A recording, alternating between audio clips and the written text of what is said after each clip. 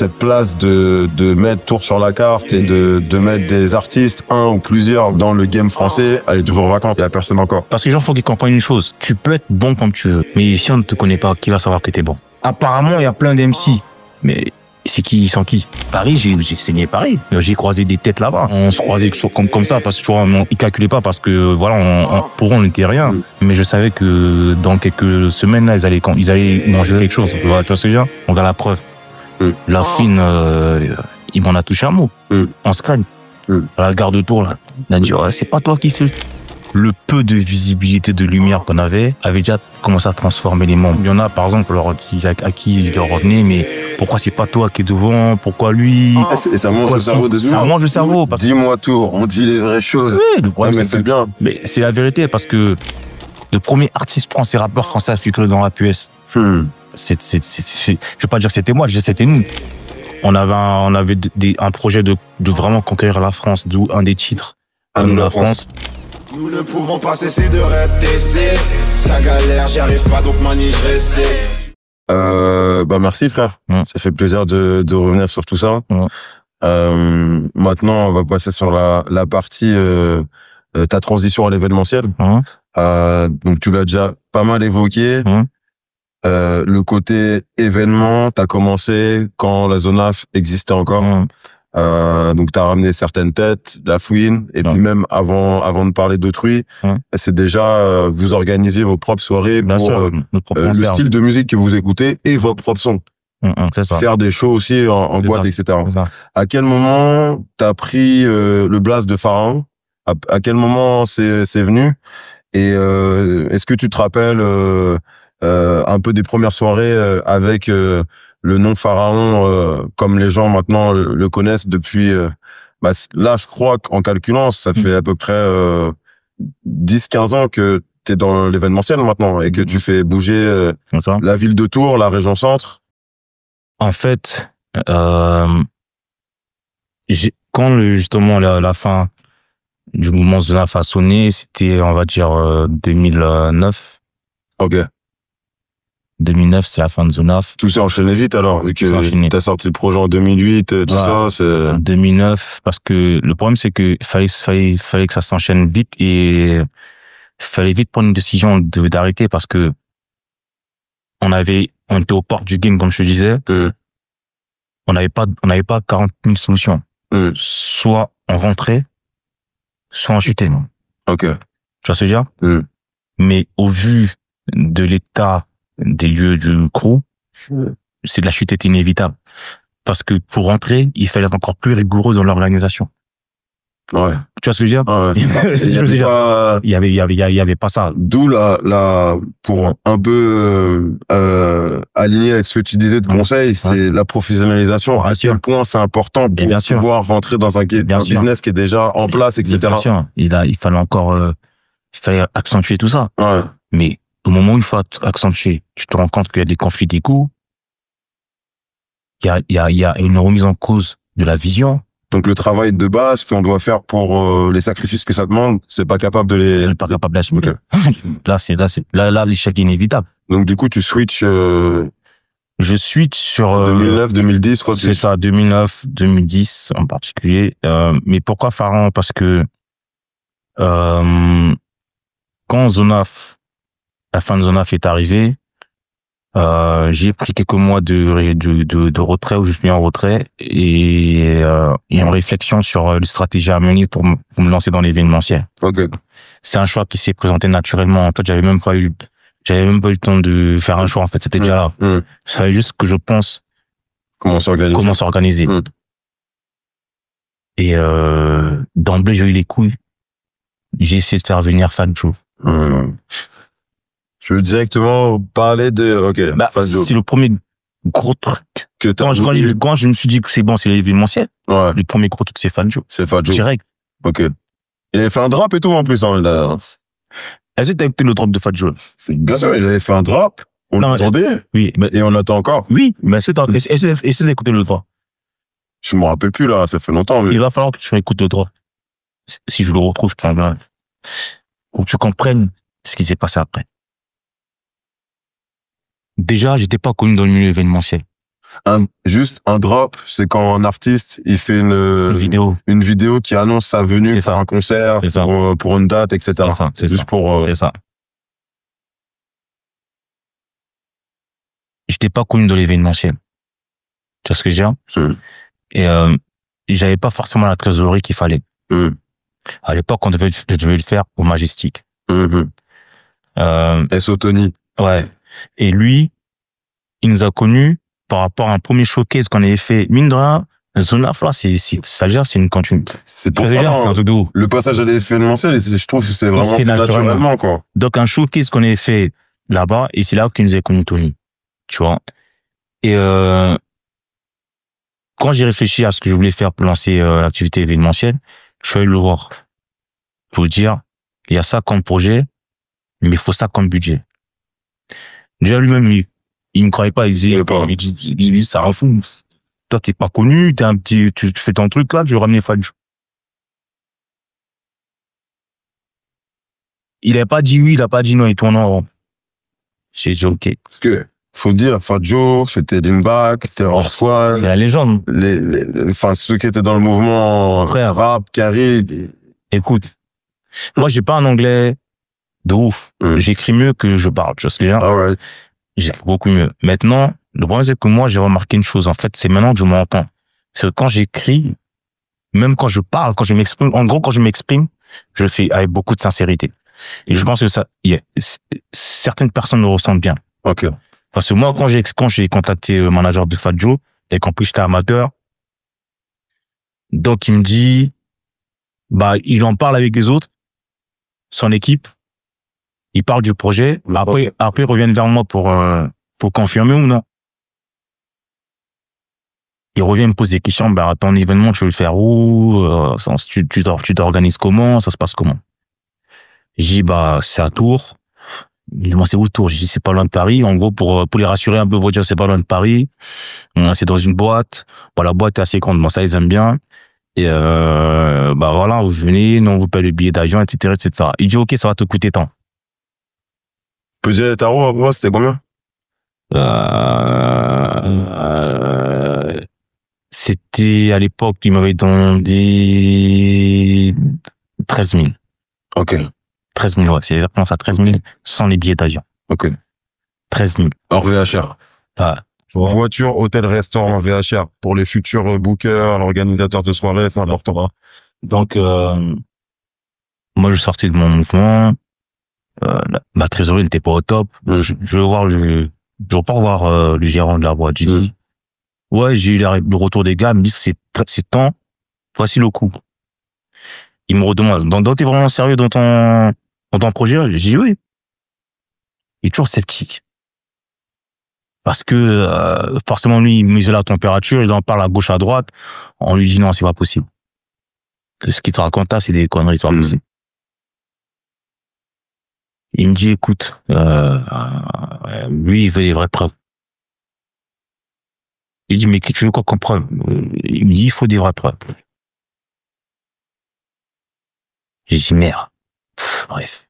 J'ai réécrit au gars, au manager. Écoute bien. J'ai dit au manager, j'ai un problème. Moi, je vais pas te mentir. C'est un des partenaires de la boîte, là, à qui j'ai demandé un pouce pour me lancer. C'est lui qui est censé financer le travail caché de le voyage. Sauf que moi, il me demande des preuves. Je sais pas quelle preuve je vais apporter. Maintenant, je peux comprendre que vous déclinez le projet, mais moi, sachez que moi, c'est toute ma vie que je mise sur ce projet-là. Je veux vraiment que vous veniez. Je sais pas quelle garantie vous avez autre que l'argent que je peux vous apporter, mais en tout cas, là, c'est vous qui avez le choix. Soit on fait, soit on fait. Il répond pas. Moi, bon, dans ma tête, c'est des morts. 2 jours après, je reçois un message, je me dis, tu veux quoi comme preuve? Je dis, est-ce que tu veux me faire un message vidéo ou, je sais pas, tu m'envoies un truc, un courrier, un mail, où tu dis que vous venez, ou tu fais un message vidéo. 10 minutes après, il me dit, OK, tu veux qu'on dise quoi dans la vidéo? Gros, moi, j'ai eu une patate, boum, je dis, ouais, c'est un ouf. J'y croyais pas. Frérot, j'ai dit, attends, c'est un ouf, c'est... Mais moi, je commence à remettre en cause, la crédibilité du zinc, là. Moi, c'est la vidéo, je dis pas, qui dit, c'est juste qu'il vient à la tour. Tout le drop mythique de Fat Joe. Ah oui. Le drop mythique de Fat Joe. Pour ce drop-là. Parce qu'en fait, lui, il avait déjà briefé tous les gars pour dire que les gros, là, faut qu'on nous donne la pause. Et mon gars, il a fait un drop sans avance. Et ça n'existe pas. Ça n'existe pas. C'est déjà. Je sais, on c'est déjà. Tu sais déjà. Non, ça n'existe pas normalement. Mais attends maintenant, c'est là où tu vas voir maintenant tout le danger que ça a déclenché. Il avait dit Pharaon dedans, non? L'euro. Il avait... Mon blaze était dedans, tout était dedans, tout. Et c'était le premier drop de l'histoire de l'événementiel. Comme quoi, tu vois, pour moi, je suis dans les premiers. Remarque bien, le premier drop, ça existait pas, comme ça. T'es sûr, à Paname, ça n'existait pas? Bon, je décide de trouver. Mettez dans les commentaires s'il y avait avant 2009, avant 2010, des carrés qui font un message vidéo pour les annoncements. Bah déjà combien de carrés venaient? Non, chez nous, en France, combien de carrés venaient? Ils venaient qu'en concert. Ouais, ils venaient qu'à Paname, en plus. Qu'en concert. En showcase, il y en avait combien qui venaient à l'époque? Au stade, j'ai la bonne question. Il y en avait peu. Ou pas. Mais moi, les drops, c'est le premier drop, en tout cas de l'histoire des showcases, c'était ce drop-là. J'envoie ça à Tony, je montre ça à Tony. Lui-même, il comprenait pas. Tu m'as demandé une preuve. Oui. Je te donne une preuve maintenant. Donc maintenant, il a débloqué les avances. Mais le problème, c'est que, en fait, c'est un peu ça qui nous a bouffé, nous, on a fait toute l'histoire. C'est que nous, on arrive naïvement en se disant que, bah, comme on a le mérite, les choses vont couler tout seul, en fait. C'est-à-dire, ce qui nous revient de droit par rapport à ce qu'on mérite, on va l'avoir, naturellement. Mais on n'avait pas encore. C'est-à-dire, même si dans l'événementiel, je me suis rendu compte qu'en fait, depuis le showbiz, frérot, c'est la jungle. Je vais te dire pourquoi. Parce que quand le drop est sorti, c'est là que je me suis fait des ennemis dans ma vie. Ah ouais? Quoi? Le drop là a signé, c'est-à-dire, peut-être que quelque part, ils ont dû inscrire qu'il fallait qu'on m'élimine de l'industrie. Frérot, je te dis que c'est le premier drop. À l'époque, les showcases ne se faisaient que dans les pays anglophones d'Europe. C'est-à-dire en Hollande, Allemagne, Angleterre. C'est là-bas quand Karim faisait vraiment les showcases. En France, c'était très rare les showcases US. Je te dis, en tout cas, je suis certain que c'était même le premier showcase en boîte d'une pointe comme Fat Joe. Mais le problème, c'est que, à l'époque, ce que j'ai compris après, c'est que c'était une agence qui gérait ça. Qui gérait lui? Qui gérait tous les carrings en Europe, là. L'arrivée des carrings en Europe, c'est une agence qui gérait ça. Et cette agence-là, un court-circuité fort. Pour te dire que, en fait, ils se sont posé la question de savoir, mais pourquoi, comment c'est possible déjà qu'ils aillent dans cette ville-là? Et c'est qui est là-bas? Là où, excuse-moi, Tony, il était con. Au lieu de voir en ça une bénédiction. Au lieu de couvrir la truc. Et de couvrir le truc. Protéger le truc.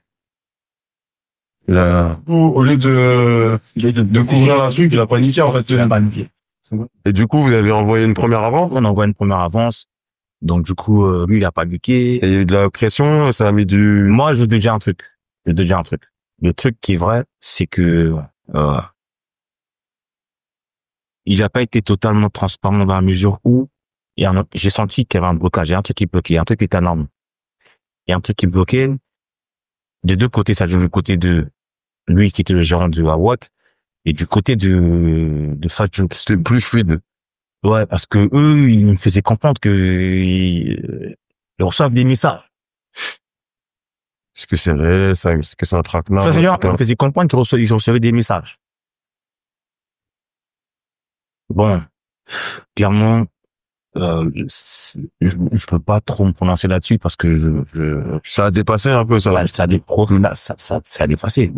Ça a trop dépassé, ça fait qu'il y a eu des blocages à un moment parce que, il s'est murmuré, mais je garantis pas qu'il y en a qui avaient aux enchères qui proposaient plus pour acheter. D'accord. L'exclusivité de la ville de Fat Joe. Donc ça a confirmé. Ça a créé un bordel pas terrible.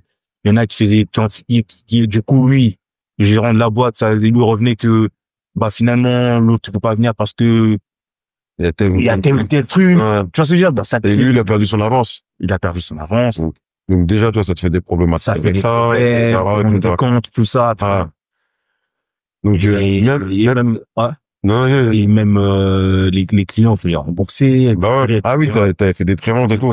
Moi, de mon avis extérieur, parce que c'est vrai qu'en plus on n'avait jamais parlé de ça, mais de mon avis extérieur, c'est vrai il y a eu deux phases en fait. Il y a eu la phase où ça a été annoncé sans drop, bien sûr, ou pas visible en tout cas par les gens. Et après il y a eu le drop, donc là les gens ils étaient obligés d'accepter. Ouais. Et je pense que de manière globale, les gens, je pense qu'ils devaient pas te sentir capable de le faire. Bien sûr. Je pense qu'ils devaient pas se sentir capable de le faire, etc. Est-ce que tu allais vraiment pouvoir assumer le bordel, etc. Non. Au final, ça s'est pas fait. Au final, ça s'est pas fait par rapport à tout ce que t'expliques. Mais c'est le parcours, en fait, j'ai envie de te dire. C'est le parcours parce que, qu'on le veuille ou non, dans l'événementiel, à Tours, en région centre, t'es toujours là. Et après ça, t'as fait plein de noms. Rap français, artistes caribéens et américains aussi. Donc ça a montré en rap français, il y a eu qui? Il y a eu Caris, il y a eu Raph, il y a eu Niro, il y a eu La Fouine, La Crime, on reviendra sur les anecdotes après. En rappeur caribéen, il y a eu plein de Zucker, etc., Fanny D, etc. Kalash aussi, t'as fait Kalash. Ouais, Kalash, Jamaïcain. Ah, il y avait qui c'est pas Elephant Man? Non. Elephant Man, j'ai fait venir après, moi. Une fois, une fois, t'avais déjà fait venir, je crois. Moi, non, je crois que c'était à ce moment-là, un truc comme ça. Mais sinon, j'ai fait venir Popcan. Ah, t'avais fait venir Popcan. RDX. Et en artiste carib, bah, il y a eu, YG. Non, moi, j'ai fait venir Jérémy. YG, YG, c'était pas moi, c'était Omar H, mais j'étais en partenariat communication, mais c'était pas moi. Ah, ok, d'accord. C'était un booker que je connais, frérot musique, mais. Donc, du coup, en carré, t'as fait venir Omarion, Jérémy, Lloyd. Donc, t'en as fait d'autres après. Ouais. Ça peut montrer que... Mais c'est même pas pour me montrer, c'est que moi, je faisais ce que t'avais fait. C'est ça, le truc. Et du coup, de manière globale, comment ça s'est passé, toutes ces connexions? Tu les as eues à quel moment? Comme t'as fait un peu dans j'étais déjà retracé, j'étais déjà rodé, en fait, dans la prise de contact. Ok, d'accord. Depuis Zone After. Ok. Je savais déjà comment il fallait contacter les gens. Ok. Tu vois ce que je veux dire? Tu sais, c'est très difficile d'entrer dans le cercle médiatique. Une fois que tu comprends comment il faut y rentrer, mais il y a plein c'est facile après, tu vois. Il faut contacter des managers ou des artistes, c'est très facile. Parce que le plus dur, c'est vraiment d'entrer en contact avec des structures. C'est très fermé, ils sont très méfiants, c'est très fermé. Et, tu vois, ils ont leurs critères, tu vois, d'acceptation. Parce que, bien sûr, c'est un business qui est particulier. Ouais, tu vois, c'est genre, donc, du coup, une fois que tu arrives à faire ça, c'est facile. Après, c'était facile pour moi d'entrer en contact avec les uns et les autres, tu vois ce que je veux dire. Ok. T'as quoi comme anecdote, que ça soit avec les Quinry et les artistes américains que t'as fait, ou français, qui te restent à l'esprit, Bah, première anecdote, une des anecdotes vraiment les plus folles, c'est quand on a fait Lloyd Aaron. Ah, tu l'avais pas fait qu'à Tours? Non. Ok. Tu sais, je me suis exporté très tôt. Tu sais, j'ai fait des événements en Suisse. Ok, d'accord. Parce que là, en particulier, j'ai fait un événement en même temps que un showcase de Rick Ross en face. Ok. Tu vois ce que je veux dire? Donc, vous êtes en Suisse? En Suisse. Ok, d'accord. Rick Ross en face, on était en face. D'ailleurs, les gars en face nous prenaient pour des fous parce que comment il y a Rick Ross en face, nous on fait une soirée en face. Bref. Mais Lloyd, il avait choqué sur Paris. J'étais pas au courant. Il se choquait ça le même soir qu'ils m'ont choqué ça avant. D'accord. Tu vois. Bon, il y a mon gars quand même, le booker avec qui je bossais, il me dit ouais, bon, finalement, bon, faut qu'on s'arrête d'abord sur Paris avant de venir à Rome. Je dis les gars, moi, faites ce que vous voulez. Et moi, à 2 heures, faut que là, le soir, parce que le showcase prioritaire, c'est cette date là. Bon, tu sais, comme on l'a dit tout à l'heure, moi, j'ai l'habitude des aléas. À partir de 21h, j'ai déjà senti bizarre, comme t'as dit, c'est bizarre. D'accord. On a mis en place l'établissement, tout ce qu'il fallait, la logistique, etc. On a ouvert et j'ai confié l'expert à mon équipe. Faut leur dire que bon, moi je vais m'absenter, je dois aller sur Paris. Je laisse gérer la soirée. Donc, je suis parti sur Paris. On a commencé la soirée, je suis parti sur Paris. Il était, je quittais Rouen à minuit. Je suis arrivé à Paris, il était 1h30 à peu près. Quand j'arrive, c'était dans une boîte sur les champs. Déjà, j'arrive, boum. Amélie, elle arrive en même temps. Oh, je sais pas c'est comment. Amélie? Donc toi, t'as oublié. Et je, oh, c'est comment? J'appelle. Mon gars me dit, moi, je suis là. Il me dit, comment ça t'es là? Je dis, gros, je suis là avec vous. Après, on descend à Rome. Il me dit, bon, t'inquiète, vas-y, je viens de chercher. Boum, je rentre. Amélie, tout ça. Après, on va dans les loges. Là, il voulait pas bouger. Je te garantis, faut aussi, je serais pas parti là. Il serait resté à Paname. Je te jure qu'il serait resté. Non, il était à Paname. Il voulait pas se faire chier. Comment j'ai vu quand je suis arrivé dans la loge, avec des meufs, des champagnes, des meufs autour. Non, frérot. Même moi-même, à sa place, si on vient pas me chercher, je dis pas. Je dis, arrêtez. Il dit, bon. Normalement, c'est le rôle du booker, en plus. Frérot. Le qui tu taffes. Frérot. Faut pas croire que c'est pas, tu sais, la rigueur que, tu vois ce que j'ai fait là, je suis parti moi-même pour chercher l'odeur. Déjà, c'est pas tous les organes qui ont cette rigueur, cette présence d'esprit de le faire. Parce que j'ai quand même quitté Rouen, j'ai laissé l'établissement, l'événement, pour aller garantir quelque chose. C'est pas tout le monde qui le fait. Parce que quand tu quittes ton établissement comme ça, t'as pas de visibilité sur le fonctionnement. Sur la caisse. Mais caisse. Frérot. Il y a trop d'interrogations. Après, t'avais des gens à toi sur place, responsables. Oui, mais t'es pas sur place, quoi. Je t'es pas sur place. En fait, comme on dit, on n'est jamais mieux servi que personne. Quand t'es pas là, même si t'as quelqu'un de confiance, tu sauras jamais tranquille parce que toi-même t'es pas là.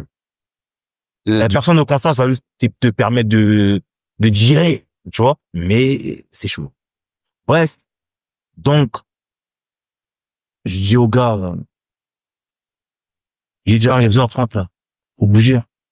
Frérot, lui, il va timidement chuchoter, l'artiste, et tout, le gars, il est là, alors, il est là. Il donne une voix comme ça.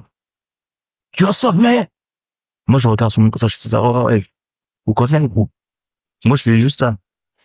On me parle, tout ce qu'il me disait, moi, je fais justement ça. Là, prends tes fesses, viens, va, ouais. Donc après, tu vois, je m'étais apprécié à mon gars. Là, il a vraiment vu que je rigolais pas. J'étais vraiment chaud. Il a dit, bon, vas-y, on mettait les voitures devant. On garait les voitures devant la boîte parce que les gens, il a ramené ses copines, il a mis dans le bus, tout ça, tout le monde est parti. Et il fallait qu'on fasse, Paris. Il était 2h30. Donc t'arriveras à 4h du matin. Non, mais on arrive à haut. Ouais. On a fait 50 minutes. Parce que moi, je suis le chef du guide, donc il fallait qu'il me suive. Il n'y avait pas de jet, il n'y avait pas de jet, c'est moi qui fallait qu'il me suive. Donc moi, en fait, les gars m'ont dit d'aller doucement, moi j'avais pas doucement. Et bombardé, quoi. On s'est flashé de ouf, mais bizarrement, j'ai jamais reçu les amendes jusqu'à aujourd'hui. Ça a peut-être arrivé. Ouais, peut-être, je sais pas, mais si j'avais pas, c'est flashé de ouf, on a bombardé fort. On a arrivé, au final, les gens, J'y croyais plus. Je ne croyais plus, ils étaient déjà dehors, ils y croyaient plus. Il y en a qui étaient dehors, qui venaient d'arriver, on voit encore la queue, il y en a, boum, dès que le cortège est arrivé, c'est quand même, quand le cortège américain, quand même, tu sens quand même qu'il y a quelque chose qui arrive, tu vois. Il y a au moins 6 voitures, 2 minibus noirs, vite fumés, tout ça. Donc même quelqu'un qui doute qui est loin, qui a personne au cortège, il est obligé de venir voir de ses propres yeux, parce que c'est déjà. Et qu'on est arrivé, ça a tout de suite changé. C'est un truc de fou. Enfin, moi, en arrivant, en arrivant, je sens qu'il y a un problème. Mais dès que lui, il est descendu, c'est fini, ça a changé. Là, tu penses que les gens ne connaissent pas cette époque-là, parce qu'il c'est un peu, c'est un peu éteint, mais il avait des gros filles qui louaient, etc. Il avait un son qui tournait de fou, donc, Une fois qu'ils voient la star, les gens, ça y est. Bien sûr. Ouf. Et un artiste français, tu repenses à quoi si tu dois repenser à un événement? Moi, un artiste français, bon. En fait, les best, c'est la troupe. J'attendais que tu dises ça. Nous, on était dans la soirée, en fait, hein. Attends. Je lui dis, pour moi, c'est le best des best. Que ce soit négatif ou positif, c'est le best des best. Parce que frérot, à ce jour-là, après la film, justement, le deuxième artiste, vraiment, que je considère, avec qui j'ai toute ma gratitude, c'est la Crime. Parce que la Crime, c'est franchement, je peux pas juger, mais moi, de ce que le rapport que j'ai avec lui. Ce que t'as vu, ouais. C'est un trop bon gars. C'est un trop bon gars, je suis sûr. C'est un gars qui est prêt pour la guerre. Et en plus, il a essayé, hein. Il a essayé jusqu'au bout de faire le truc. Lui, il est prêt pour la guerre. Ouais. C'est un gars, il est prêt. C'est un Karim. Mon gars, mon parent, lui, il est prêt pour la guerre. Et je suis vérité, j'ai eu des cas comme lui dans l'écurie. Ça aurait pas été la même. Il est prêt pour la guerre, je suis la vérité. Parce que, en gros, juste, moi, tu peux me dire parce que j'ai mon avis extérieur, après, tu me diras de l'intérieur. Bien sûr. On était là.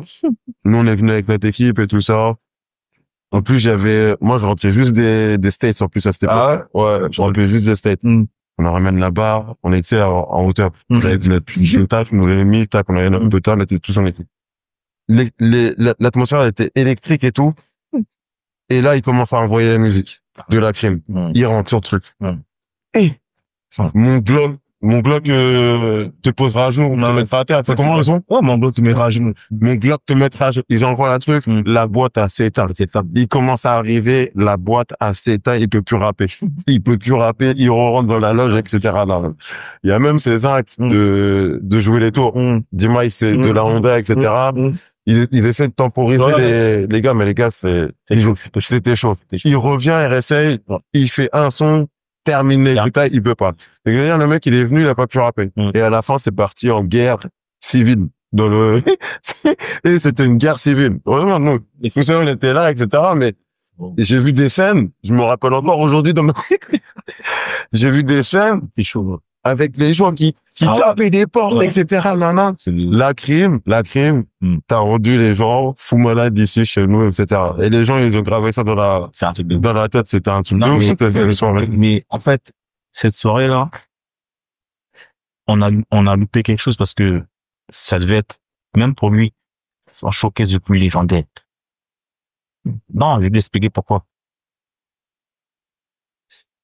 L'album, la Corleone, il a écrit en prison. Corleone, la Crime l'a écrit, il était en prison. Donc, quand il est sorti de prison, son premier showcase, c'était tout. Il était déjà jusque toi, Corleone. Donc, les gars n'avaient pas vu la Crime sur scène depuis longtemps qu'il était en prison. Et Corleone, c'était une révolution, mais quand c'est sorti, l'album Corleone, ça gifle le game. Les gens étaient pressés de voir la Crime. Ensuite, il avait annoncé sa sortie de prison imminente. Tu vois, les gens se sont déchaînés sur l'album, mais en aucun cas, les gens imaginaient qu'il allait faire un showcase. C'était ici. Frérot. Il a même pas fait un son. Frérot. Mais c'est normal.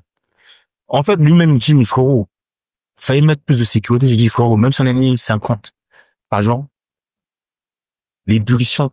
En fait, il y avait trop d'émotions, en fait, dans ta... C'est-à-dire, en fait, des émotions pas forcément positives aussi. Parce que ça a réveillé tout le monde. Frérot, faut savoir c'était chaud, les gens, ils étaient là pour... Déjà, faut savoir que le frérot lui-même, il y a des zincs aussi, il était là aussi pour, voilà, tu vois, je sais pas entrer les détails pour, il y a des petits bits qui traînaient un peu ça et là par rapport au frérot, parce que, tu vois, c'est-à-dire, la Crime, il y a des petits... Par rapport à des gens de la ville.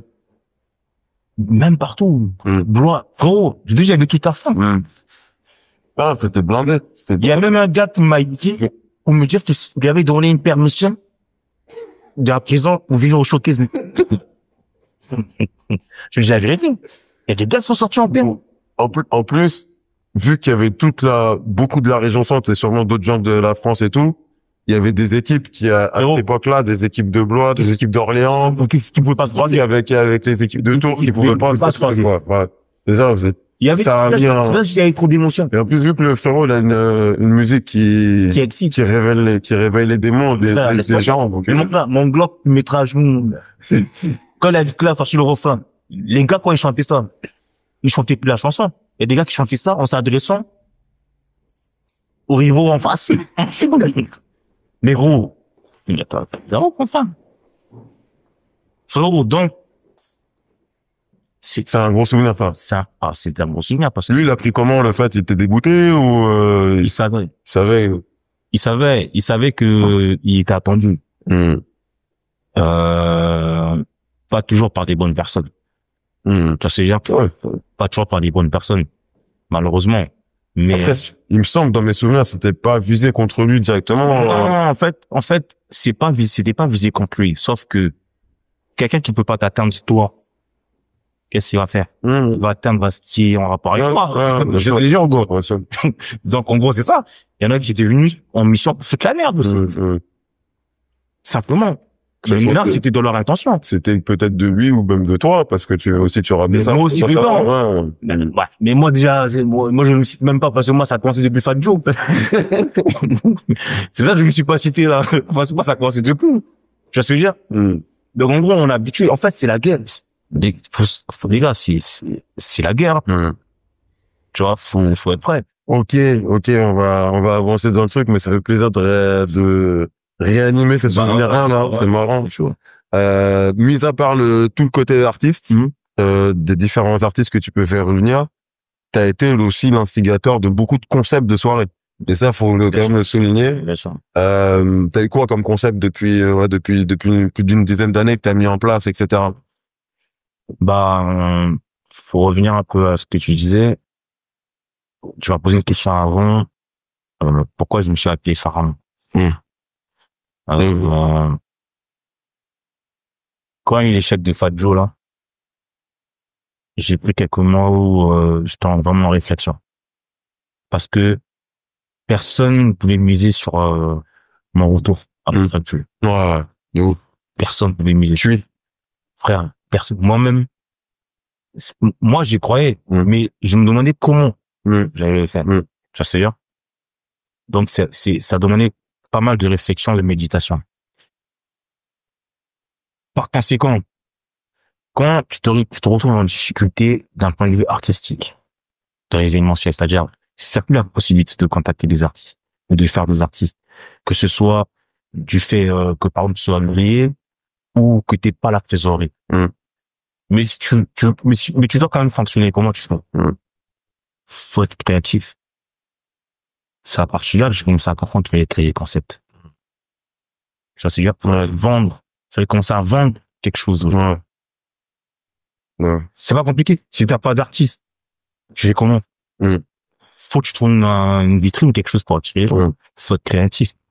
C'est à partir de là que j'ai commencé à être mine de rien créatif par rapport au concept. Et franchement, c'est évident que j'ai un panel de concepts, franchement, qui a plus ou moins... La pharmacie. Ça, c'est récent, mais ça a commencé... Overdose, Panamera, la chocolaterie. Urban Vibes, ça c'était avant. Aphrodisiaque. Pas mal de choses. C'est ça, dans le truc overdose, pharmacie, c'est cette dépendance au bon son. C'est vrai qu'overdose... C'était marrant, comment tu le vendais sur les réseaux, etc. Overdose, ça a vraiment... Ça a traumatisé un overdose. Justement, je pense.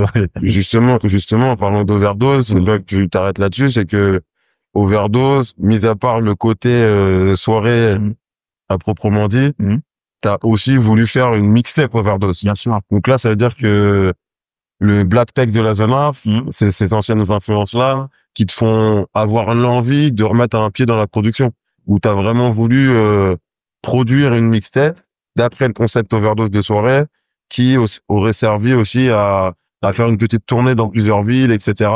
C'était tout ça. C'était ça. C'était tout ça. Et du coup, faut le dire quand même, parce que t'as impliqué plusieurs artistes dans cette mixtape. des artistes français. Donc, il y avait Olkari, Django Jack, Cozy aussi, qui sont connus dans le milieu underground, de rap, etc. Des artistes aussi de un peu toute la France. C'est ça. Et t'as aussi mis des artistes de tour. Moi, cette mixtape. Bien sûr. T'as mis des artistes de tour. Ça a permis aux gens de pouvoir aller à Paname, etc. Et puis de se retrouver dans une mixtape avec des noms, etc. Donc voilà. Qu'est-ce que t'en retiens de cette petite cette étape de production que t'as essayé de faire avec ce que je retiens, c'est que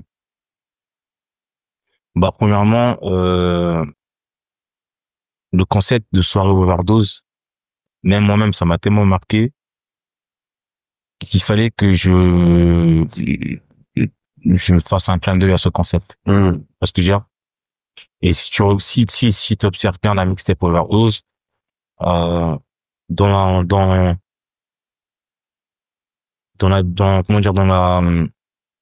les couleurs musicales sont assez variées. C'est plus varié. On sort du côté de New York, on est plus varié. Plus ouvert, c'est plus varié. Faut essayer de toucher un maximum de gens, de diversifier l'auditoire, parce que en plus, les Olkari, Django Jack, c'était dans leur délire de pavanance, etc. Donc c'était vraiment, c'était pour permettre à chacun de ne pas s'ennuyer, en fait. De consommer sans modération, ce truc, parce que mais il y avait du rap aussi. Et dans la mixtape, il y avait du rap. Bien sûr, mais il fallait que ce soit, ça allait vraiment que ce soit varié. C'est-à-dire que la mixtape, n'est pas hermétique. Ça veut dire qu'elle est ouverte. C'est-à-dire que même pour un rappeur qui veut écouter Overdose, il y a de fortes probabilités que tu checkes au moins tous les sons. Parce qu'ils se ressemblent pas. Tu vois, même si t'aimes pas tous les sons, mais c'est fort probable que tu checkes tous les sons. Il y a d'autres personnes qui pourraient kiffer aussi toute la mixtape. Pourquoi? Parce qu'on a misé sur la diversité. Tu vois, il fallait diversifier les styles, les couleurs, tout ça. En gros, l'objectif était qu'on consomme sans modération. Voilà. Et après, t'avais quoi comme pourcentage de prod sur ce projet-là? Tu t'étais remis, t'avais fait quelques prods dans le projet, du coup? 100%. 100% des prods aussi? 100%. Ah, tu t'étais vraiment remis en mode, Mais, à vrai dire, les prods, j'avais jamais vraiment arrêté. Ah ouais? J'avais jamais vraiment arrêté. De temps en temps, C'est pour ça que t'avais ça dans un coin de ta tête? Toujours dans un coin. J'ai toujours le lien. Même là, tu sais, c'est parce que j'ai un disque dur, là, faut que j'arrive à le réactiver. C'est une mine d'or. Ce qu'il y a dans mon disque dur, c'est une mine d'or. Ok, on va parler. C'est une mine d'or, hein, qui est endormie quelque part. Faut la réveiller, hein. Moi, je suis confiant que ça va se réveiller un jour. Ouais, moi aussi. Tu vois, je suis confiant, tu vois. C'est pour ça que je conserve ça précieusement. Ouais, c'est sûr. Donc, événementiel, retour dans la production où t'arrives à mettre certains noms en plus du rap avec d'autres artistes, d'être aussi dans cette notion de partage aussi. On se sait. Et là, jusqu'à présent, on arrive à la dernière partie un peu, toujours dans l'événementiel. Toujours à faire venir des artistes dans la ville de Tours. Donc pas mal de noms, hein, sur je pense que t'es connu, hein, en bien ou en mal, hein, parce que des fois, tu sais que j'étais au bled en décembre dernier, et j'ai rencontré un gars et tout ça, il m'a parlé de Watt. C'est qui, là? Un mec d'artiste maoré, etc.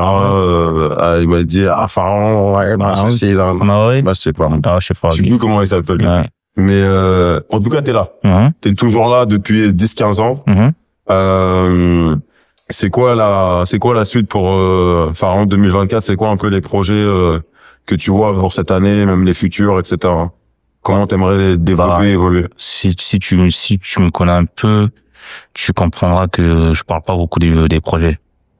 Parce que je préfère les construire. J'ai tenté. Et que les gens constatent par eux-mêmes. De toute façon, moi, j'ai toujours forcé les gens à constater tout ça. C'est vrai.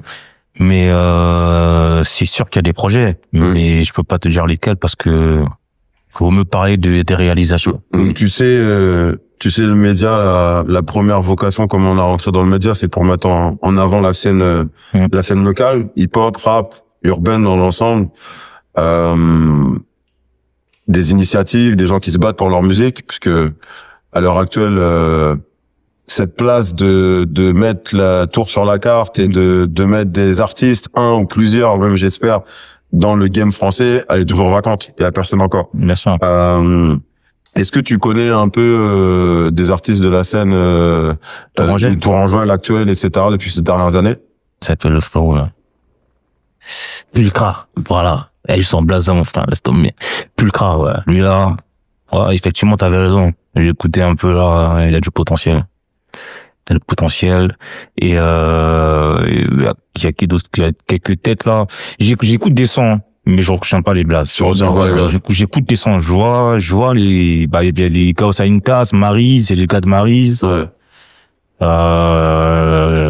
Ouais, j'écoute des têtes. Mais, tu vois, la question que je pose là, et ma réponse, c'est en disant sur l'état du game à Tours. Parce que, à l'époque, si tu venais à Tours, je demandais à quelqu'un, tu connais qui comme rappeur? On aurait cité soit nous, soit la Honda, soit... c'est sûr que quelqu'un... C'est sûr que quelqu'un t'aurait cité un blaze. Clair. Un blaze clair. Tu vois? Après, est-ce que toi aussi, c'est peut-être parce que t'es aussi plus âgé, est-ce que tu consommes aussi autant, toujours du rap, etc.? Et justement, pourquoi je consomme pas autant? Parce que je trouve pas intéressant dans la mesure, dans quel sens je vais te dire intéressant? Bah, déjà, la première fois où, j'ai été attiré, intrigué par un artiste de Tours, c'est quand il y a la campagne publicitaire sur Pulcra. Depuis Zonaf, il y a pas un artiste qui a attiré mon attention. Est-ce que tu te rends compte? C'est parce que les gens, faut qu'ils comprennent une chose. Tu peux être bon comme tu veux. Mais si on ne te connaît pas, qui va savoir que t'es bon? Tu vois ce que je veux dire? C'est réel. Donc, apparemment, il y a plein d'MC. Apparemment. Mais, c'est qui, ils sont qui? On fait comment pour savoir qu'ils existent? Le média, il est là. Mais si t'es pas là. Vous ce que je veux dire? Si ton média n'est pas là, on fait comment pour savoir? Non, justement, ce problème-là quand on a eu l'idée avec l'équipe de mettre en place ce média, c'est parce que ça manquait de ça. Oui. Avant, c'était le bouche-à-oreille qui faisait ce taf-là. Et vu qu'on était dans la culture, on savait. Mais comment faire du lien avec le public? On s'est dit que cette plateforme, cette TV, c'était pour globaliser tout ça. Justement. Oui. Mais comment il faut du travail encore, hein, bien sûr. Mais comment nous on faisait pour être connus alors qu'il n'y avait pas cette bah, vous, c'était par rapport au bouche-à-oreille, au street marketing, aux actions que vous menez quand tu faisais des soirées, etc., etc. Les actions. Les actions. Ça, c'est le terme exact. Les actions. C'est pas normal parce que toi, le seul, et putain, je sais qu'il y en a plein. Mais le seul nom qui m'était familier, c'est le Pulcra, là. Il y a une communication autour de lui. Les autres sont trop attentistes, je trouve. C'est qu'en fait, ça dépend de la scène là. Vu qu'on est dedans avec le média, on peut avoir un beau panorama de tout ce qui se passe. Et il y a plusieurs styles de musique. Tu vois comment le hip-hop il a évolué. Il y a beaucoup de styles de musique, c'est large et varié. Et t'as pas mal de gens qui proposent des soirées, qui ont des petites communautés. Par exemple, j'étais à un événement Urban Level Up au Temps Machine. C'est quoi? C'est une salle de quasiment 600 personnes. C'est pratiquement plein. Tu sens qu'il y a quand même une effervescence, mais le point, je suis d'accord avec toi, c'est qu'il manque de l'identification, de l'identification d'artistes, etc. Par où ça passe. Bien sûr. Bah, c'est vrai qu'au final, le street marketing, c'est l'un des bons moyens. Il y a beaucoup les réseaux, mais ça a du mal encore à sortir son épingle du jeu. Tu sais, moi, quand je te dis ça, c'est pas en l'air parce que moi, j'ai un baromètre. Quand je vois l'époque à laquelle nous on luttait pour se faire connaître, pour s'identifier, avec les restrictions au niveau de moyens, même médiatiques, network et compagnie, et quand je vois les possibilités qu'il y a aujourd'hui, gros, je suis désolé, hein. Il n'y a pas d'excuse. Les gars d'or. Attends, tu te rends compte? Attends, fais un transfert avec les possibilités actuelles là. Et qu'on a, sinon on a... Ah non, mais c'est comme ça que j'ai commencé le truc, hein. Tu vois ce que je veux dire? C'est pas la même époque. C'est un transfert. Tu vois, maintenant, ça se montre dans les réseaux. Maintenant, vu qu'il y a trop d'offres, etc. dans les réseaux, les gens, ils ont une stratégie un peu similaire de sortir ses sons, sortir des tireurs, etc. Ça revient au même, je t'expliquais pour ça. Ça revient au même. À l'époque. Faire la diff. Sur l'affichage dehors. Tu sais combien il y avait d'affiches? Sur un mur d'affichage. Je sais pas si t'avais conscience de ça. Sur un mur d'affichage, à l'époque. Fais juste un tour à Clignancourt, à l'époque, Châtelet, là, sur les murs d'affichage. Fallait voir la guerre des affiches. Attends, ouais. Gros, en fait, à chaque époque a eu sa saturation, a eu ses problématiques. Tu vois ce que je veux dire? Mais, honnêtement, les possibilités qu'offre. Regarde-moi aujourd'hui, voilà. Bon, c'est pas compliqué. On va prendre mon domaine événementiel. À l'époque, j'étais obligé de migrer tous les jours en affichage dehors. Tous les jours, à chaque je suis obligé. Mais j'ai tellement construit quelque chose à partir de là, que l'arrivée des réseaux sociaux n'a fait qu'à vraiment consolider cet acquis-là et l'amplifier. À un point que je peux rester chez moi et remplir une salle de 500 personnes. On est droit chez moi. Bah oui, tu fais moins d'affiches. J'en fais plus quasiment. Mais c'est parce que t'as ton réseau, les gens ils te connaissent. Oui, mais les gens qui me connaissent, c'est pas les mêmes sont depuis 2009. Ça se dit, ça a changé. Et ce renouvellement, ça se fait comment sur longtemps? C'est ce que je veux dire. Justement, qu'est-ce qui explique, tu penses, le secret de ta longévité dans l'événementiel? Ça, c'est une très bonne question. Parce qu'en fait, il faut de tout. C'est-à-dire, mes échecs et mes réussites, y contribuent. Je vais expliquer pourquoi. En quoi les échecs sont importants. Comme tu l'as dit, quand tu échoues, les gens t'attendent au tournant. Dans le sens où ils vont voir qu'est-ce que tu vas faire. Maintenant que tu as l'échec, tu vas faire quoi? Comment tu vas t'en sortir? Comment tu vas te relever? Soit tu t'éteins, soit tu te relèves. Et le fait que les échecs m'ont toujours rendu plus fort, le fait que les échecs m'ont toujours rendu, en vrai, en définitive, ça me rend plus fort. Genre, quand je tombe, on me lève toujours encore plus fort. Ça crée une certaine fascination dans la street, en vrai. Ça crée une certaine fascination, même sans que les gens s'en rendent compte. Comment il est encore là? Donc, du coup, imagine que tu te retrouves dans un salon. Par exemple, t'as croisé ton gars au Bénin, là. Il te dit, ouais, mais lui, il me fait ci, il me fait ça, il me doit ci, il me doit ça. Ok. Mais t'aurais pu tomber parallèlement à un autre gars qui aurait pu dire, non. Lui, là, il a fait ci, il a fait ça, il a fait ça. Du coup, ça crée un débat dans là. Et toi, maintenant, tu te retrouves au milieu d'un débat. Bien sûr, hein. Mais toi, au milieu du débat, tu te poses la question, mais c'est qui le big là? Lui, là, il est fâché, lui, là, il est content, c'est comment? En fait, lui, il fait un peu d'un artiste, et je lui ai dit, ah, mais j'ai mon gars qui fait des soirées, en plus, c'est une grosse communauté mahoraise et tout ça, non, tiens, il s'appelle comme ça. Ah, mais je le connais et tout. C'est-à-dire que et j'étais au Bénin, hein. Donc c'est-à-dire que la réputation elle a évolué, le blague a tourné quand même. Mais, je te dis la vérité. Moi, je te dis sans prétention. Moi, j'ai un blaze international. Je dis la vérité, hein. International. Des fois, on me reproche.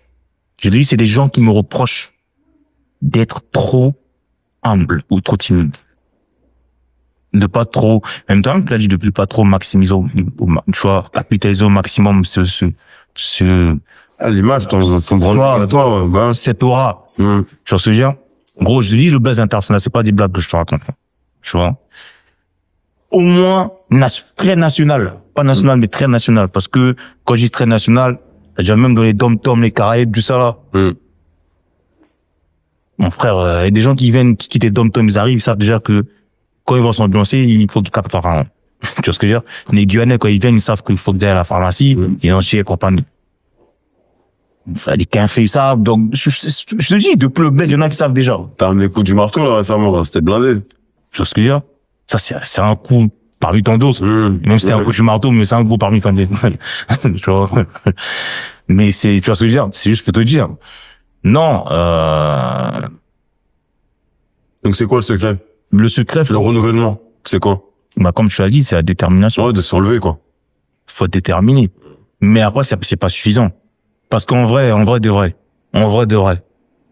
les choses ne tombent pas du ciel. Les résultats ne s'obtiennent pas comme ça, la claquant des doigts. C'est qu'il y a du boulot derrière. il y a un sacré boulot derrière. C'est toujours la même recette, c'est du boulot, pas mal de sacrifices de temps, de soi, parce qu'il faut que tu t'impliques, il faut que les gens voient que tu es impliqué. Je vais te faire une petite confidence. C'est par exemple, pendant le confinement, j'étais le seul à répondre à un besoin, même pas une demande, à un besoin vital que les gens avaient de s'évader. Sortir, s'évader. Et j'étais le seul à prendre le risque et à offrir ce petit bout de paradis aux gens, ce bout d'espoir, en période de total désespoir. Où tout était fou, c'était au blackout, les gens savaient pas à quoi s'en tenir. Tu vois, de quoi être fait le lendemain avec avec un tel tu vois ce que je veux dire? D'un coup comme ça, il y a quelqu'un qui sort qui vous ouvre une brèche. Il y a ça. Il y a ça. Mais comment c'est possible? Mais même quand on disait il y a ça, il y en a qui croyaient pas. Jusqu'à ce que ils se rendent compte eux-mêmes. Ils viennent dedans, tu viens de voir. Mais tu sais, comme quoi, les difficultés, c'est ça qui révèle les gens. Ouais, bien sûr. Parce que comme la lumière. Comme la lumière. Comment tu vas réagir? Ouais. Mais la lumière a plus tendance à éteindre. Punchline. Tu vois ce que je veux dire? Mais la difficulté a tendance à créer la lumière. Comme quoi, de l'obscurité viendra la lumière, malheureusement, avec l'obscurité. La peur du confinement, là, quand la question qui va vraiment répondre la réponse à ta question concernant le renouvellement, je pense que le confinement il est pour quelque chose. Parce que c'est une période où tout était à zéro. Ok? Tous ceux qui ont réussi à créer quelque chose pendant le confinement, je peux faire une étude là-dessus. C'est des gens qui ont pris de bonnes options pour la suite. Je te dis, des gens, c'est-à-dire tous ceux qui ont le courage de créer quelque chose, que ce soit un investissement, même si c'était pas productif pendant, j'en suis certain qu'ils ont bénéficié maintenant. Tu vois? Peut-être pas tous, mais pas mal quand même. Où je veux en venir, c'est que moi, en émergeant, en ayant réussi à briller dans cette période obscure, frérot, tu marques les esprits. Et est-ce que tu sais que moi, maintenant, je peux créer le concept que je veux? Il faut bien. Attends. Je peux créer le concept, je peux donner un nom que je veux au concept. Maintenant, aujourd'hui, là, les gens disent plus je vais à la pharmacie à chocolaterie. Les gens disent que je vais aux soirées pharaon. C'est vrai. Mais est-ce que tu te rends compte? Ouais, bien sûr. Les gens disent plus je vais à la pharmacie. Avant, on disait ouais, tout, pharmacie, overdose, tout ça, ok, y a pas de problème. Maintenant, même si je mets Michael Jackson, oh, on fait quoi ce soir? Non, on va à la soirée pharaon. Mais à quoi là-bas? Ah, il y a Michael Jackson. Ils vont d'abord te dire qu'on va d'abord chez Pharaon. En tout cas, mon blast sort parmi 80, Pimps, Pharaon. C'est ça. Alors que eux, c'est des grosses boîtes de 2000 personnes et d'autres, c'est une personne. Et si tu comprends, donc en gros, on parle de renouvellement. Si tu veux, c'est en vrai, tout le travail qui a été fait en amont, en fait, qui fait que payer parce que maintenant, de ouf. Tu vois? Et c'est, justement, c'est pour ça que, déjà, on voulait commencer par toi, de se rendre compte du cheminement de vie, de la détermination, du truc, du passage, des étapes logiques, etc. Et c'est ça qui est fort dans la transmission, dans le passage, pour motiver aussi les gens.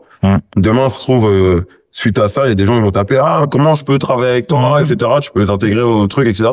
Mais du coup, ça qui est fort. Qu'est-ce que tu penses, pour un peu conclure, qu'est-ce que tu penses qui manque à la scène, même si t'en as un petit peu, si t'en as un peu parlé, qu'est-ce que tu penses qui manque pour passer ce gap et craquer les codes pour entrer dans le game? En plus, toi, c'est bien de t'interviewer aujourd'hui, de pouvoir, enfin, même pas une interview, c'est plus ça, de pouvoir échanger sur ça. T'avais ton morceau que t'as parlé à nous la France. Ça montre bien que t'étais dans cette mentale d'exporter notre musique, d'exporter notre culture, de tout. Qu'est-ce que tu penses qui manque aux artistes de la scène actuelle pour passer ce gap, et rentrer dans le game, dans l'industrie? En fait, je pense que déjà il y a un premier travail à faire, c'est l'identité. Le premier déjà. J'en ai déjà parlé, ce débat, j'en ai eu avec d'autres acteurs du game comme toi. Moi, ce que je reproche aux rappeurs du Nord de la France en général, c'est que les rappeurs de province ont beaucoup pour éclaireur Paris. C'est-à-dire que ça mène dans que ce soit identification vestimentaire, artistique, ils sont beaucoup calqués en fonction de Paris. Ok. Calquer, c'est pas trop bien. S'inspirer, pourquoi pas. C'est deux choses différentes. C'est ce que je veux dire.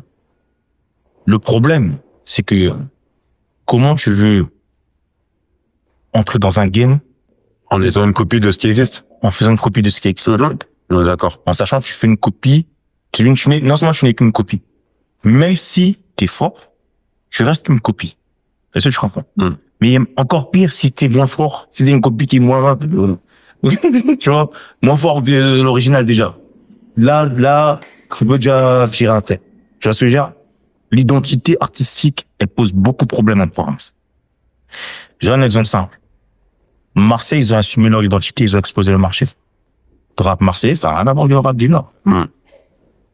Est-ce que je veux ce que je veux dire? Bien sûr, ils ont assumé leur identité, ils ont explosé le marché, total. Voilà. Nous, par exemple, quand on montait à Paname, ou quand on allait voir d'autres villes, des fois qu'on avait des rassemblements, des scènes ouvertes, frérot, chaque crew, même si nous, on était plus accentués américains, mais on a fait ça à notre sauce. C'est ce que je veux dire. C'était une sauce afro-tourangelle. Est-ce que tu comprends? Qui donnait cette... Est-ce que tu comprends? Donc, frérot, c'est-à-dire que nous, t'avais pas 40 000 choix. Quand tu venais à Tours, tu choisissais ton camp. Tu vois ce que je veux dire? Tu choisissais ton produit que tu voulais consommer. Ok. Est-ce que tu vois ce que je veux dire? Donc, renforcer l'identification. Premièrement, déjà. Visuel, musical. L'identification, déjà, les gars, faut qu'ils fassent un autre travail là-dessus. Ça, c'est premièrement. Deuxièmement, faut pas qu'ils fassent les mêmes erreurs que nous. Faut qu'ils soient plus ensemble. Ok. Important de le dire. Faut qu'ils soient unis. Ok. Ok. Je te coupe vite fait, mais moi, le but, j'ai vu tellement de gens, et du coup, par rapport à vous, par rapport à d'autres, par des soucis. Bien sûr. Qui auraient pu lancer la fusée. Bien sûr. Et qu'au final, on s'en soit aussi à ce point-là. Bien sûr. Le but du média, du logo que vous voyez de 777 TV, c'est de rassembler tout le monde aussi sous cette bannière-là. De laisser les histoires de quartier ou d'ego ou de différence, de ce que tu veux, d'arriver à penser à l'intérêt collectif. Pourquoi? Parce que le jour où l'intérêt collectif aussi, il sera mis en avant, et cette bannière du 37, c'est à propos de manger, le travail que tu vas faire, ça va nourrir toi, ça va nourrir tes proches. C'est pas une question de simplement, en plus, l'artiste. Regarde, t'es passé de artiste, beatmaker, à organisateur. Il y a plein de milieux pour graviter dans ce domaine-là. Bien sûr. Et ce que tu dis, merci, est-ce que tu peux le rappeler encore? Le premier, c'est l'identification. Le deuxième, c'est d'être plus... Faut être ensemble, faut être unis. C'est bateau à dire, mais c'est tellement criant de vérité. Le moteur du développement, c'est la localité. C'est d'où tu viens. Parce que beaucoup oublient cette étape, parce qu'ils veulent directement sauter de tour par exemple, percer, je sais pas où. Non. Le moteur, c'est local. Dans tous les cas, même à Paname, tous les cas, ils pèsent d'abord de 9-4, 9-3, 9-2, chacun pèse dans son département avant de se retrouver sur cette. C'est ouf. Tu vois ce que je veux dire? C'est ouf. Et nous, en province, on n'a pas encore compris ça. De ouf. Nous, on l'a compris après, par rapport à l'expérience. Mais en fait, localement, et honnêtement, ceux qui ont mieux fait le travail local, là, à l'époque, même plus que nos grands, nous, je pense qu'on peut classer zone enfin, les deux premiers, hein, enfin, un club vraiment, un marketing, d'être présent dans les soirées, les affichages, le soir, tout, je te dis vraiment. L'identification, elle était là. Vraiment. C'est pas vivable. Et aussi, le côté attentiste que tu dis, je pense que c'est un syndrome où le syndrome d'être l'élu. Entre guillemets, vu que chacun, la plupart ont confiance en leur musique, en ce qu'ils font, etc. Il y a des gens qui sont très chauds, tu vois, c'est vrai. Mais je pense souvent, t'as l'impression que juste faire un clip, juste sortir des projets, maintenant ça suffit plus, et que de là on va venir te chercher. Au lieu de, tu vois, versus, ça peut arriver, mais pour la grande majorité des gens, c'est rare. C'est tellement rare. Bon, regarde, même si t'avais un truc, t'es parti à Paname, faire des connexions, etc. Et ce côté de plus se bouger pour aller défendre sa musique, comme de défendre son bastion, de défendre ses couleurs, comme l'équipe de foot, si tu vois, de défendre, voilà, ce que t'es. Il y en a peut-être qui restent trop à l'ère d'Internet. Il faut être là, forcément présent. Mais le réel, il a pas fini d'exister. En fait, on est encore là-dedans, tu vois. Ça, c'est une question de, mine de rien, c'est juste la mentalité. Et c'est un vrai problème. C'est un vrai problème parce que les gars, je sais pas qu'est-ce qu'ils attendent. Ils attendent. Je donne un exemple simple. Moi, il y a des MC dans la ville, tu me croises, ils me disent, ouais, grand, tu le mets pas en lumière. C'est vrai. Mais, il faut se poser une question. Pourquoi? Moi, je peux te donner un exemple. Il y a une boîte ici, là.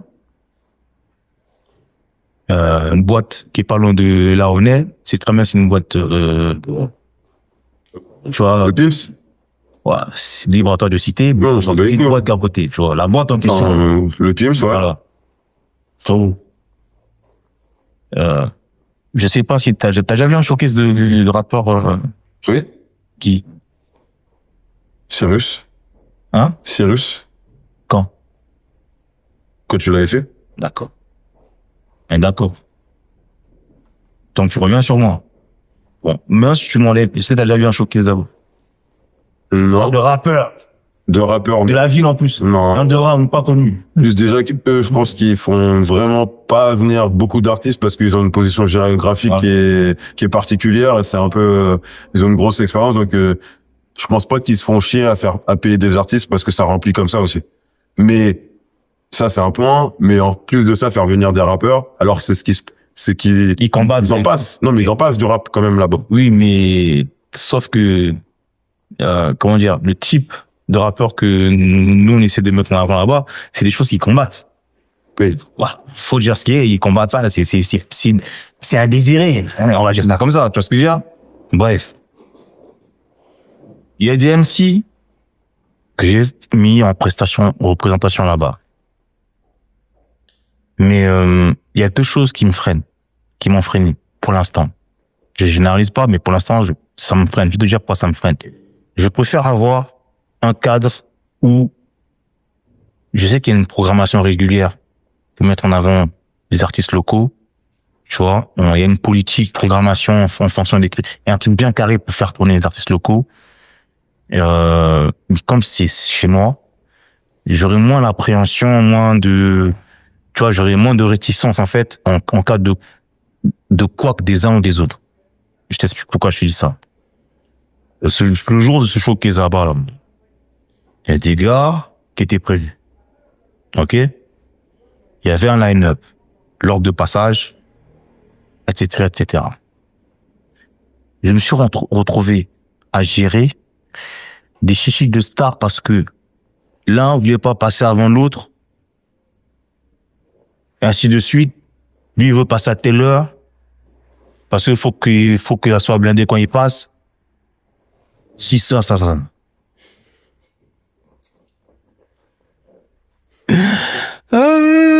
Non, frérot, il y a des oufs, et des fois il y a des oufs. Ça montre que les gens, non mais c'est la matrix d'être artiste qui matrix et que ils comprennent pas encore qu'il y a des étapes à passer. Bon, imagine là, les gars qui disent de la ville là, des quartiers, comme tu veux chercher les lumières en lumière, c'est eux qui me disent non, oui, t'attends que tu dois passer comme ci, ça.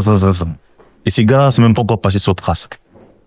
Ils sont même pas encore passés sur MTV, sur un magazine. Donc imagine, ils auraient atteint le stade que nous on atteint. Je comprends pourquoi vous en avez fait exploser.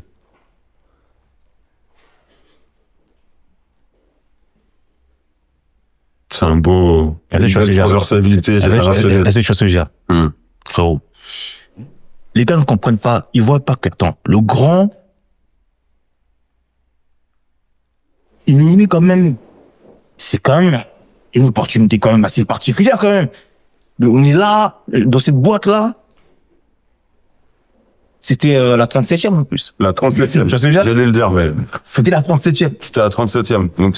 Oh, t'étais là ce jour. T'as vu le truc? Même c'est toi qui as fait la vidéo? Ouais. Faut que tu sortes la vidéo à la 37e là et tu montres aux gens l'événement pour lequel il y en a qui ont fait les chichis parce qu'ils voulaient passer avant nous. Ça fait qu'il y en a qui n'ont pas rappé de nous. Il y en a qui n'ont pas rappé. Parce que tu dis c'est terminé. C'est quoi? Attends, nous on est là. On va même le clip sur un plateau comme ça. Il y a deux choses à ça. La première chose, c'est et les deux un peu sont liés d'ailleurs. C'est l'industrie, c'est l'industrie, c'est une économie qui t'envoie des belles choses, des artistes. Mignon un clip sur YouTube, Jules a un clip sur YouTube, et le rappeur de chez nous du coin peut aussi mettre un clip sur YouTube. Bien sûr. Mais il y a un gap de travail. Il y a un monde de professionnalisation entre tout ça, où certains de ces personnes-là vont avoir des attentes comme si c'était des professionnels. Bien sûr. Alors que ce ne sont pas des professionnels. Donc, il y a le milieu déjà qui matrix. Bien sûr.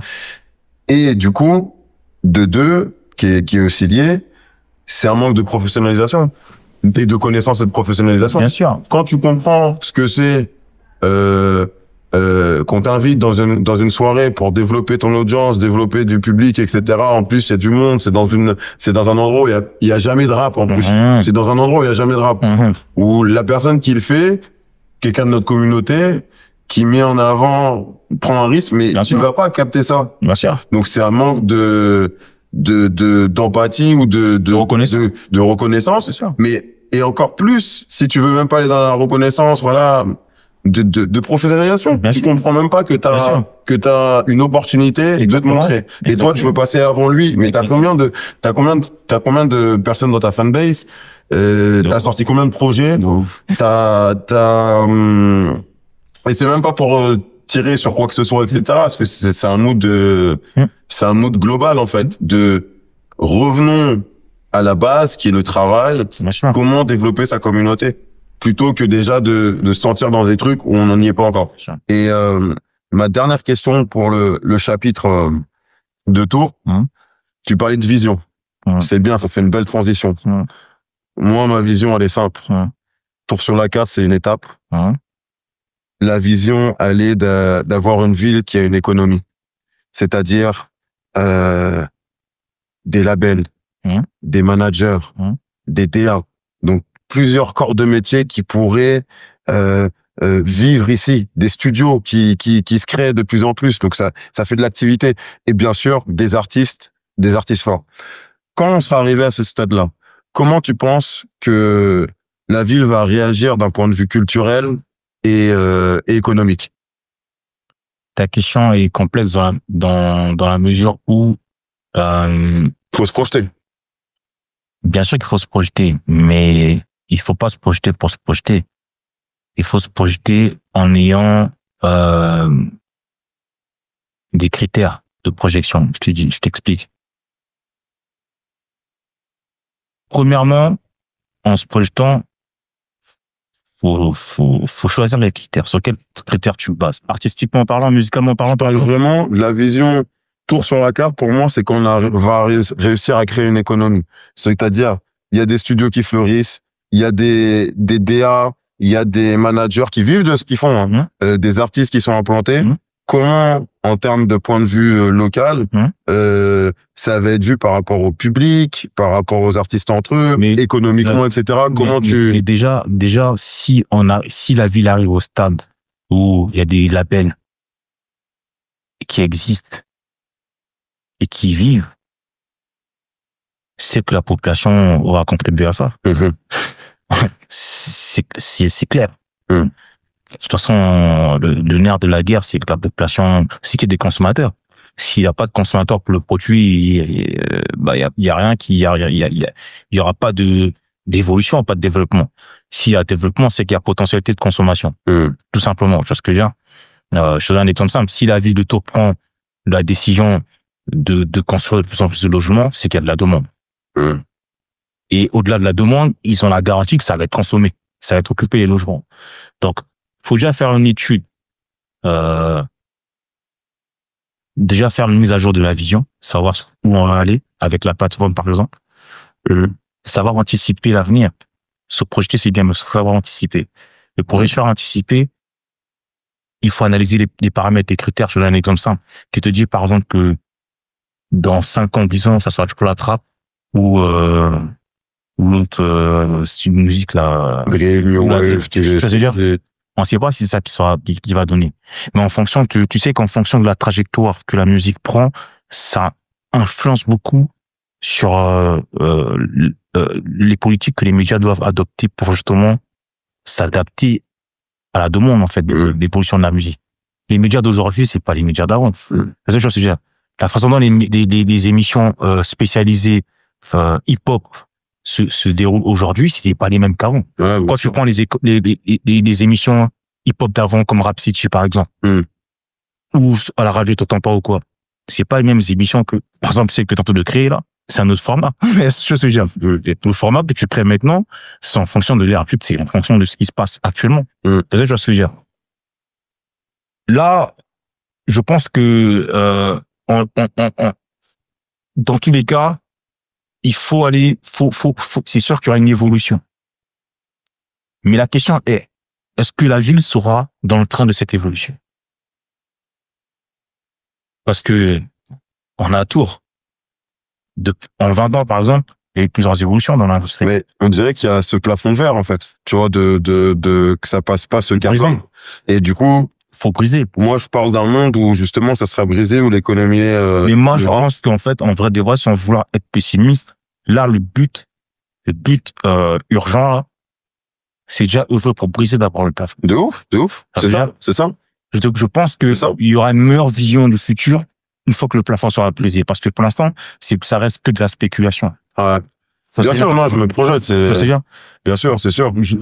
Mais c'est la première étape. Bien sûr. Dans mon raisonnement, ça veut dire que, comme on le sait, à chaque fois, les premières personnes qui le font, quand on dit tour sur la carte, etc., on espère une personne, 2 personnes, le plus, ce sera le mieux. Mais, à partir du moment où il y a une personne qui montre que c'est possible, bah, ça devient possible. Là, on a ce plafond vert de ta génération, des générations d'avant, qu'on pas installé il y a des artistes qui font des carrières de 20-30 ans. Donc, on est à peu près à cet âge-là de rap aussi à tout. Bien sûr. Mais il y a personne qui est rentré dedans. Bien sûr. Donc, du coup, ça va être le premier plafond de verre. J'essaie juste de me projeter comment, je parlais aussi d'un point de vue institution. À quel point ils vont plus épauler, sachant qu'on aura peut-être amené une certaine lumière dans tous les cas. Dans tous les cas, je te donne un exemple simple. Aujourd'hui, par exemple, la plateforme Fiat 77, si ça explose, dans le bon sens du terme, forcément, même des gens qui te sont proches ne vont pas te regarder du même œil. C'est ce que je veux dire. La lumière attire toujours les regards. Même des gens qui te regardaient par avant sont forcés de te regarder parce que tu brilles. Je te donne un exemple simple. Là, quelqu'un qui est vénère là, parce qu'il a passé une mauvaise journée, il a pas envie qu'on me casse les couilles, il va rentrer chez lui. Mais s'il passe devant la vitrine, il voit la lumière, il sera obligé de tourner la tête pour voir ce qui se passe. Tu vois ce que je veux dire? Ça va l'intriguer, ça va l'intéresser. Donc, si demain, la vie se développe comme tu le projettes, ça va créer un engouement, ça c'est logique, tu vois. Mais je pense quand même que l'engouement sera facilité par le fait qu'il y aura déjà un certain engouement qui aura plus permis le développement de ces gens. C'est sûr. C'est ça, c'est sûr. Donc en fait, ça sera une suite logique, en fait. Mais le plus difficile, c'est de déclencher l'engouement de base. C'est ça, de faire tomber les premiers dominos, c'est clair, c'est clair. Non, moi je vois des artistes de partout qui viennent chez nous, tu vois, je vois ça aussi dans la vision des carrières de plus des gens, tu sais, sur les réseaux, etc. Label, comme je dis, plusieurs types de métiers qui font que, tu vois, par exemple, une ville comme Marseille, et je pense un peu Lyon, ils ont plus besoin forcément d'aller à Paris pour pouvoir, ils sont indépendants de leur musique et ils y vont pour un peu les médias, etc. C'est à ce truc-là un peu que j'aspire. Mais l'avenir nous le dira. En tout cas, merci Royal, merci à toi. Une dernière petite question sur la ville de Tours. Qu'est-ce que tu penses qu'elle a de différent dans l'atmosphère ou dans l'énergie, cette ville? Pour avoir fait, l'avantage, c'est que j'ai fait quand même pas mal de villes. Il y a justement quelque chose qui est assez particulier, c'est que Tours je sais pas si on peut définir une énergie propre à Tours. Pourquoi? Parce que c'est une ville, c'est une force et une faiblesse aussi. C'est une ville qui a beaucoup de satellites autour. C'est-à-dire que l'ambiance, l'énergie de Tours peut pas être attribuée au Tourangeau proprement parler, tu vois ce que je veux dire? Parce que ça attire des énergies qui viennent d'à côté comme Blois, Orléans, Le Mans, Poitiers, comme les campagnes, hein, des Châtellerault, des, je sais pas, Château-Renaud, Amboise. C'est vraiment un point central, très melting, ouais. Tu vois ce que je veux dire? C'est très melting Tours. Donc, c'est pour ça que c'est appelé à devenir une métropole. Parce que il y a trop de sources d'inspiration, trop de sources d'interaction. Même d'autres pays, toi, t'as atterri Tu vois ce que je veux dire? du bled pour arriver ici. Il y en a plein qui gravitent ici. C'est ça. Honnêtement, sans prétention, tu vois, par exemple, il y a eu des influenceurs, en guillemets. Comme nous, par exemple, on a insufflé quelque chose dans la ville. Mais on peut pas dire que c'est quelque chose qui est propre à la ville. Parce que le souffle, en vrai, il vient d'ailleurs. Mais qui s'est installé dans la vie. Tu vois, par exemple, le concept, le mouvement concept Carry, il y a beaucoup de gens qui sont arrivés à Tours il y a 10-15 ans. Mais si on leur montre comment tout était avant, comme le travail qu'on a dû faire pour que ceux qui sont arrivés après se sentent à l'aise. Parce que nous, on n'était pas à l'aise. Comme ça, on arrive à l'époque, on arrive à Tours, on n'était pas à l'aise. Mais le point, là, on a parlé d'un truc culturel, mais le point sociétal que tu as parlé, on fera venir, je pense, des gens qui vont parler des bagarres et des guerres et des trucs qui se passaient entre les différentes communautés, etc. Ouais. Parce que ça fait partie du processus, tu vois, même quand tu as dit après, c'est des rebeux qui m'ont plus checké quand j'ai fait ça. Donc c'est un cercle. C'est un cercle, en fait. C'est très mélangé, tu vois. C'est un cercle. C'est difficile vraiment de définir une énergie propre. C'est pour ça, je me demandais ton avis par rapport à ça. Honnêtement, c'est très difficile parce que il y a plusieurs influences, en fait, qui se retrouvent et qui, au final, qui créent quelque chose de particulier, en fait. Tours, c'est particulier. Mais c'est pour ça que je te disais en quoi elle est particulière. Mais c'est difficile à mettre le mot dessus. Elle est particulière parce qu'elle est diversifiée. Je te dis la vérité. Et même moi, dans mes événements, je le ressens. Mais il y a un esprit de Tours, tu trouves? Un état d'esprit? Bon, si tu veux vraiment définir l'état d'esprit tourangeau, faut que tu ailles dans le vieux Tours. Mais moi, je te pose une question simple. Parce que toi, tu t'identifies par rapport au vieux Tours. Ah non. Attends, tu vas comprendre pourquoi je te pose la question. Moi, je m'identifie par rapport à tout un tas d'influences du 37. Voilà. Que ça soit dans la ville, dans les campagnes, dans les quartiers, dans le vieux Tours, etc. Je m'identifie à plein de trucs. Je suis d'accord avec toi. Mais là où vraiment en parlant, etc., le côté, je sais pas si c'est un trait de particularité ou quoi, mais la volonté de sortir de quelque chose qu'il y a en nous, que je vois à ta génération et à la nôtre avec des types qui ont rien à voir, qui vont peut-être même pas te connaître, etc. Elle est là, en fait. Le fait on sent qu'il y a un potentiel qu'il faut qu'il explose. Bien sûr. Et qui reste en sommeil, etc. Je sais pas si c'est une particularité, tu vois, mais ce sentiment-là, en tout cas, dans l'état d'esprit, et peut-être une certaine forme de détermination et d'être un peu têtu, je trouve que ça rassemble des gens qui n'ont rien à voir. T'as bien dit des gens qui n'ont rien à voir. C'est pour ça que moi je te dis, rien à voir. C'est difficile de définir. Je veux dire, l'énergie que tu soulignes là, c'est difficile de la définir parce que il y a une certaine portion de la population tourangelle qui s'identifie. Quand tu leur demandes c'est quoi l'esprit de Tours, ils vont te dire c'est le vieux Tours. Place pour mes compagnes. Moi, par exemple, je suis un Tourangeau. En France, ici, Bon, d'un point de vue, comment dire, philosophique, je suis du 92, je suis né à Nanterre. Donc, philosophiquement, c'est ma terre. Mère. Tu vois ce que je veux dire? Mais en vrai, je suis tourangeau. Tu vois ce que je veux dire? Tout le reste de ma vie, j'ai passé ma vie à Tours, donc je suis tourangeau. Mais aucunement. Et congolais. Et congolais. Mais aucunement, je m'identifie au vieux Tours. Moi, je m'identifie à un secteur géographique qui part de Rive-du-Cher à place Sanitas. Vas-y, tu vois ce que je veux dire? Il y a plein de gens, pour eux, c'est ça. Vas-y, tu vois ce que je veux dire? Ah, de ouf. De ouf, tu vois, il y a plein de gens. Il y a des robots, pour eux, je vais pas entendre parler d'ailleurs, si c'est pas Julien Tour ou Saint-Pierre-des-Corps. Vas-y, tu comprends ce que je veux dire? Et pour eux, c'est ça, Tours. Parce que c'est juste pour aller faire la fête ou des trucs comme ça, etc. Même. Les robots, va à Saint-Pierre-des-Corps la nuit, ils sont à la rabatterie, là, au centre commercial, ils font leur truc. Et eux, quand ils vont ailleurs, tu vois, on leur demande c'est comment Tours, eux, ils vont parler par rapport à leur mood, de la rabatterie. Ouais. C'est je suis genre. Il y a beaucoup de diversité culturelle à Tours, on s'en rend pas compte. C'est-à-dire que, un truc tout simple. C'est-à-dire que tu prends chaque catégorie de la population à Tours. Et tu peux avoir tu peux faire plusieurs segments. Que ce soit la catégorie en fonction de l'âge, en fonction, des communautés. Si tu fais une enquête sur l'identification de chacun par rapport à la ville de Tours, tu vas être surpris des résultats. Tu vas être très, très, très surpris des résultats. C'est pour ça que moi, je t'ai dit... Dans quel sens tu penses ça va être difficile de trouver un point commun, quoi. Après, ça sera... bien sûr. Très hétéroclite. Bien sûr. Très, très, très. Parce que c'est pour ça que je t'ai dit, c'est impossible de définir une énergie ou une identité propre même de Tours. C'est impossible. Parce que c'est melting, c'est très mélangé, il y a trop d'influence. Ouais, mais dans une ville comme Marseille, il y a plein d'influences, encore plus que chez nous, des grosses communautés. Sauf que eux, ils ont cette culture-là date de tellement longtemps qu'ils ont réussi à trouver un point d'accord. Okay. Je donne un exemple simple. Le point d'accord peut être la musique. C'est ça que je veux dire. Ouais.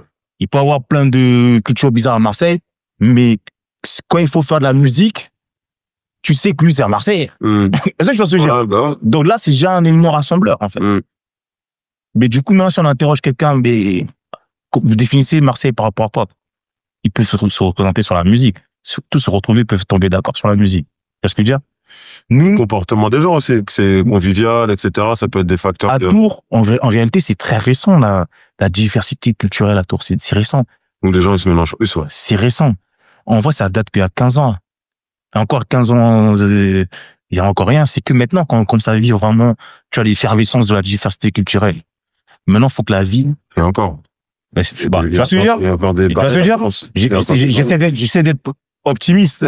Mais c'est juste pour que tu comprennes que c'est tout récent. C'est un nouveau truc, c'est un nouveau bébé à gérer, il faut qu'il grandisse. C'est bien que tu dis là, c'est vrai. J'en sais sûr ou quoi?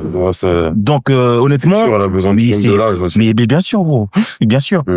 Et c'est là que tu verras que, effectivement, celui qui va réussir à mettre ça, ça veut dire que c'est quelqu'un qui comprend pas mal de communautés et qui arrive à trouver un certain pont entre tout le monde. Mais sauf que ça sera pas celui, ça sera ceux. Parce que c'est un ensemble d'acteurs qui va faire que tout va converger maintenant. Bien sûr. Tu vois ce que je veux dire? On n'en est pas encore là. Parce que c'est tout. Tours, c'est comme un bébé qui vient de naître. En vrai. Tours, c'est un bébé qui vient de naître. D'un point de vue culturel. Bien sûr. Parce que même ceux qui se revendiquent tourangeaux de souche découvrent cette... T'as l'impression que c'est encore choqué de voir l'évolution de la ville culturellement. Ça se passe. C'est pas choquant. Ils savent pas ce qu'ils sont. À cette heure-ci, il y a des gens, si je leur dis d'aller au Sanitas, ils vont trembler le monde. Alors, il n'y a rien. C'est ouf. Tu vois ce que je veux dire? Bon, après, ça, c'est la banlieue, dans les stéréotypes de la street, etc. C'est par rapport à leur culture aussi, tu vois. C'est comme ça. C'est pour te dire, on en est encore là. C'est juste de dire qu'on en a encore là, à Tours. Les gens, ils réfléchissent pourquoi vous passez au Sanitas. Même quand ils sont dans le tram. Alors que le tram, il passe au bord de le Sanitas, quoi pas. Tu vois? Ouais, c'est sûr. Mais gros, est-ce que tu vois où on en est? Là, il y a, le bébé, il a encore le temps de grandir, gros, je suis désolé. Merci à toi, Royal. Un dernier mot à dire sur le média 777 TV pour la motivation, pour l'inspiration. Qu'est-ce que tu peux nous dire? Ce que je peux dire, c'est que c'est une bonne initiative déjà. C'est très bien, il faut continuer parce que je pense que la ville a besoin de ça. Faut pas vous laisser aveugler par la lumière. La lumière était un thème très central de l'interview d'aujourd'hui, l'entretien d'aujourd'hui. Justement, faut que vous soyez diffuseur de la lumière sur la ville.